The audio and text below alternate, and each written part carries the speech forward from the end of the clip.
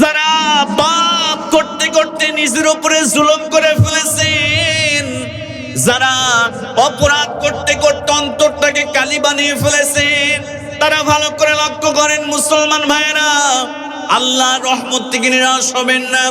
আল্লাহর রাসূল বললেন, একজন বনি ইসরায়েলের ব্যক্তি ছিল যার আমল নামায় শুধু গুনাহ আর গুনাহ, জীবনে কোনোদিন ভালো কাজ করে নাই, জীবনে কোনোদিন নেকের কাজ করে নাই, জীবনে কোনোদিন আল্লাহর কৃতজ্ঞতা প্রকাশ করে নাই। ওই বান্দাটা সারা জীবন আল্লাহর নাফরমানি করেছে। আল্লাহ রাব্বুল আলামিন এই বান্দাটা সারা জীবন অপরাধ করেছে, আমল নামায় কোনো ভালো আমল নাই, একটা নেকিও নাই। আল্লাহ রাসূল সাল্লাল্লাহু আলাইহি ওয়াসাল্লাম বললেন, এই বনি ইসরায়েল ব্যক্তিটা যখন তিনি মারা যাবে তার আগ মুহূর্তে তার সন্তানদেরকে ডাকলেন, সন্তানদেরকে ডাক দিয়ে বললেন, কলিজার টুকরা সন্তানেরা শুনে রাখো, আমি তো আল্লাহর কাছে এত অপরাধ করেছি, এত অন্যায় করেছি, এত অপরাধ করেছি, আমার কঠিন বিচার আল্লাহ পাক কিয়ামতে করবে। এজন্য ও আমার সন্তানেরা, আমার জীবনে তো কোনো ভালো আমল নাই, নেক আমল নাই, আমার জীবনে সব পাপ, কোনো ভালো আমল আমার আমল নামাই নাই। এজন্য আমি যখন মারা যাব, তোমরা কথা দাও, একটা নসিহত তোমাদেরকে করে যেতে চাই। নসিহতটা হলো, তোমরা আমাকে আগুনের মধ্যে পুরাবে, আমার আগুনের মধ্যে পুরানোর পরে আমার যে ছায়া হবে, আমার ছাইগুলোকে তোমরা পাহাড়ের উপরে গিয়ে একটা অংশ তোমরা পাহাড়ের উপর থেকে বাতাসের সঙ্গে মিশিয়ে দিবে, আর একটা অংশ তোমরা সমুদ্রের পানির সঙ্গে মিশিয়ে দিবা, যাতে করে কিয়ামতের দিন আল্লাহর দরবারে আমাকে আর দাঁড়াতে না হয়, আল্লাহর কাঠ করে আমাকে দাঁড়াতে না হয়। আমার মুসলমান ভাইয়েরা, আল্লাহর নবী বললেন, ওই বনি ইসরায়েলের ব্যক্তিটা যখন মারা গেলেন, মারা যাওয়ার পরে তার সন্তানেরা তার বাবার নসিহত অনুযায়ী তার বাবাকে পুরালেন, পুরানোর পরে ছাইগুলোকে পাহাড়ের উপরে উঠে বাতাসের সঙ্গে মিশিয়ে দিলেন, আর এক অংশ সমুদ্রের পানির সঙ্গে মিশিয়ে দিলেন। আল্লাহ রাসূল বললেন, কিয়ামতের দিন আল্লাহ পাক রব্বুল আলামিন ওই বান্দাকে জিজ্ঞেস করবে, বান্দারে, ও বান্দা, কেন তুমি এই কাজ করেছিলে, বলো বলো বলো। আল্লাহর বান্দা বলবে, রব্বুল আলামিন, আমি তো জীবনে কোনোদিন ভালো কাজ করি নাই, জীবনে কোনোদিন নেকির কাজ করি নাই, জীবনে কোনোদিন পুণ্যের কাজ করি নাই, আমার আমল নামায় একটা নেকিও নাই রে রব, আমার আমল নামায় যা আছে সব অপরাধ, সব অপরাধ। এজন্য আমি তোমার ভয়ে কাজটা করেছিলাম, যাতে করে কিয়ামতের দিন তোমার সামনে হাজির হতে না হয়। আল্লাহ পাক রব্বুল আলামিন এই কথাটা শোনার পরে আল্লাহর বান্দাকে ডাক দিয়ে বলবে, বান্দারে, সত্যি কি আমার ভয় করেছিলে? আমার সামনে দাঁড়াতে হবে, আমার সামনে তোমাকে হিসাব দিতে হবে, এই জন্য কি তুমি এই কাজ করেছিলে? আল্লাহর বান্দা বলবে, আল্লাহ গো, সত্যি করে বলছি রে রব, তোমার ভয়ে আমি কাজটি করেছিলাম, আমি তোমার সামনে কেমন করে আমার এই গুনাহগার মুখ নিয়ে আমি দাঁড়াবো, এই জন্য আমার সন্তানদেরকে এই কাজ করতে বলেছিলাম। আল্লাহ পাক ডাক দিয়ে বলবে, বান্দারে, যা রে বান্দা যা, তোর যত অপরাধ ছিল, তোর যত পাপ ছিল, তোর যত গুনাহ ছিল, তুই যেহেতু তোর অন্তরের মধ্যে অনুশোচনাটুকু নিয়ে এসেছিস রে বান্দা, আমি আল্লাহ রাব্বুল আলামিন যা তোর জীবনের সব গুনাহ মাফ করে দিলাম। যা রে বান্দা যা, তুই আমার জান্নাতের মধ্যে তুই প্রবেশ কর। জোরে বলেন সুবহানাল্লাহ। এজন্য আল্লাহ রাব্বুল আলামিন ঘোষণা করলেন, ইয়া আইয়ুহাল্লাযীনা আমানু তুবু ইলাল্লাহি তাওবাতান নাসুহা আসা ربكم أن يكفر عنكم سيئاتكم ويدخلكم جنات تجري من تحتها الأنهار. জোরে বলেন আল্লাহু আকবার। আল্লাহ রাব্বুল আলামিন বললেন, ইয়া আইয়ুহাল্লাযীনা আমানু, হে ঈমানদারেরা, তোমরা যদি তাওবার মতো তাওবা করে আমার কাছে ফিরে আসতে পারো, বান্দারে শুনে নাও, আমি আল্লাহ তোমাদেরকে দুইটা পুরস্কার দেব। সবাই বলেন তো কয়টা পুরস্কার? আর একটু জোরে বলেন না, কয়টা পুরস্কার? আল্লাহ পাক বললেন দুইটা পুরস্কার দান করব। আল্লাহ পাক এক নম্বর পুরস্কারের কথা বললেন, আসা রব্বুকুম আইয়ুকাফির আনকুম সাইয়্যাতিকুম, আমি আল্লাহ তোমাদের জীবনের সব গুনাহ মাফ করে দিব। আর দুই নম্বরে ওয়ায়ুদখিলাকুম জান্নাতিন তাজরি মিন তাহতিহাল আনহার।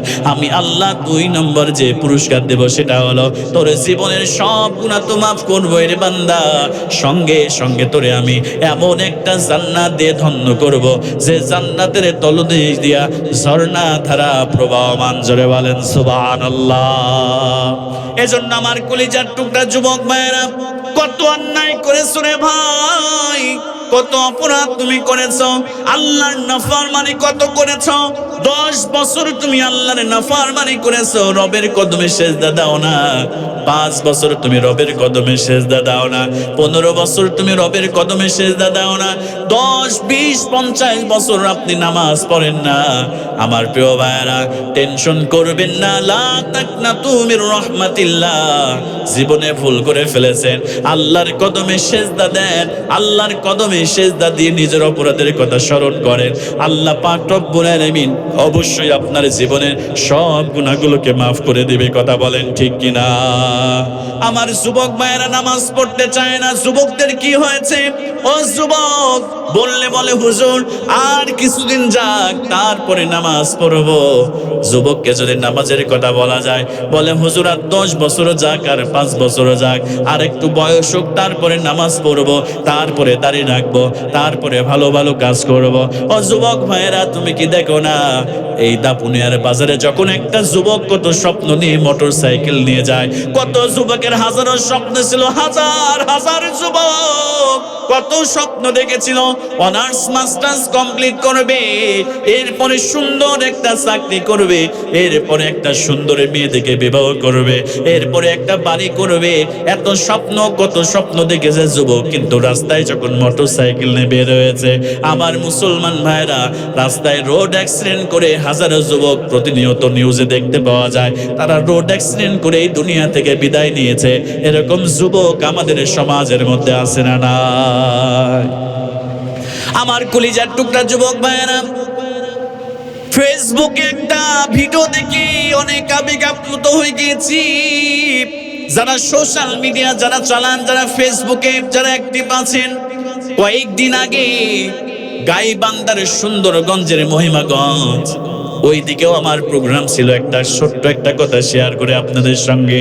ও কলেজার টুকরা প্রিয় ভাইরা, আমার মতোই তরুণ একজন আলেম, আমার মতোই তরুণ একজন আলোচক, আমার মতোই তরুণ একজন বয়স, আমার মতোই বয়স হবে, নাম তার হযরত মাওলানা ফরিদুল ইসলাম যত সম্ভবত হবে, এই স্টেজে বসে বসে আমার মতোই ওয়াজ করতে করতে আল্লাহর এই বান্দা মৃত্যুর কোলে স্ট্রোক করে মৃত্যুর কোলে ঢলে পড়েছে। তারপরে তাকে জিয়া হাসপাতালে রংপুরে ভর্তি করা হয়েছে, কিন্তু আল্লাহর এই বান্দা আর ফিরে আসে নাই। আল্লাহর এই বান্দা এই দুনিয়া থেকে চিরবিদায় নিয়ে চলে গিয়েছে। আমার কলিজার টুকরা যুবক ভাইয়েরা, জানি না আমিও আব্দুল সালাম এই জায়গা থেকে কথা বলে বাড়িতে ফিরতে পারবো কিনা। ও যুবক, তুমিও পারবে কিনা? এই গ্যারান্টি আমরা কেউ দিতে পারবো না। এই জন্য যুবক রে, হাতে ধরে বলে যাই, পায়ে ধরে বলে যাই, আল্লাহর ওয়াস্তে ফিরে আসো, আল্লাহর কোরআনের দিকে, নামাজের দিকে। মোবাইল ফোনের মধ্যে পর্নোগ্রাফি দেখো না, মোবাইল ফোনের মধ্যে হারাম সম্পর্ক করো না। ফাইদা জা আজালুহুম লা ইস্তাখিরুনা সাআতা ওয়া লা ইস্তাকদিমুন। তোমার মৃত্যু কখন চলে আসবে কেউ জানে না। মৃত্যু যখন চলে আসবে 1 সেকেন্ড দেরিও করা হবে না, 1 সেকেন্ড বাড়তেও করা হবে না। নির্ধারিত সময় তোমার মৃত্যু চলে আসবে রে যুবক। ও কলেজার টুকরা যুবক ভাইয়েরা, এজন্য মৃত্যুর জন্য সদা সর্বদা প্রস্তুত থাকো। জীবনে কত আর আল্লাহর নাফরমানি করবা, আর কত নামাজ ছেড়ে দিবা, আর কত সেজদা ছেড়ে দিবা, আর কত রোজা ছেড়ে দিবা, আর কত নবীর সুন্নাহ ছেড়ে দিবা। এখনই সময় আল্লাহর কাছে তওবা করে ফিরে আসার। আল্লাহর কসম করে বলছি, মুসআব বিন উমাইর যেমন করে তওবা করেছে, এমন করে যদি তুমি তওবা করো, আল্লাহর কসম করে বলছি রে যুবক ভাইরা, আল্লাহ পাক মুসআব বিন উমাইরের সঙ্গে তোমাকেও জান্নাত দিয়ে ধন্য করে দিবে। আল্লাহর নবীর সাহাবী মুসআব বিন উমাইর এমন করে নামাজ পড়ে, একদিন মার রাতের বেলা গভীর রজনীতে যখন উঠলেন, দেখলেন মুসাব বিন উমাইরের ঘরের মধ্যে টিম টিম করে আলো জ্বলে। মা এবার মুসাবের ঘরের কাছে এগিয়ে গেলেন, জানালার ফাঁক দিয়ে তাকায় দেখে মুসলমানেরা যেমন করে নামাজ পড়ে, যেমন করে সেজদা দেয়, যেমন করে রুকু করে, ও মুসলমান ভাইরা তেমন করে মুসাব বিন উমাইর তিনি সেজদা দেয়, রুকু দেয়। মা রাতের বেলা কিছু বললেন না, সকাল বেলা মুসাবকে ডাক দিলেন, মুসাব রে তুমি কি মুহাম্মাদের ধর্মকে গ্রহণ করেছ? তোমার বাপ দাদা ধর্মের মুখে চুনকালি দিয়ে কি মুহাম্মাদের নতুন ধর্ম ইসলামকে গ্রহণ করেছ? মুহাম্মাদের কোরআনকে তুমি কি আঁকড়ে ধরেছ? মুহাম্মাদকে কি নবী বলে তুমি মেনে নিয়েছ? এবার মুসাব বিন উমাইর ডাকতে বলে, মা আমি তো বেশ কিছুদিন আগে নবী মুহাম্মদের ইসলামকে কবুল করেছি, আমি তো কোরআনকে আঁকড়ে ধরেছি। মা এতদিন তুমি দেখো নাই, তোমাকে জানাই নাই, তুমি যেহেতু টের পেয়ে গেছো রে মা, তুমি শুনে নাও, আমার জীবন চলে যাবে তবু আল্লাহর কোরআনের পথ থেকে আমি মুসাব বিন্দু মাত্র পিছনে ফিরে যাব না। জোরে বলেন সুবহানাল্লাহ।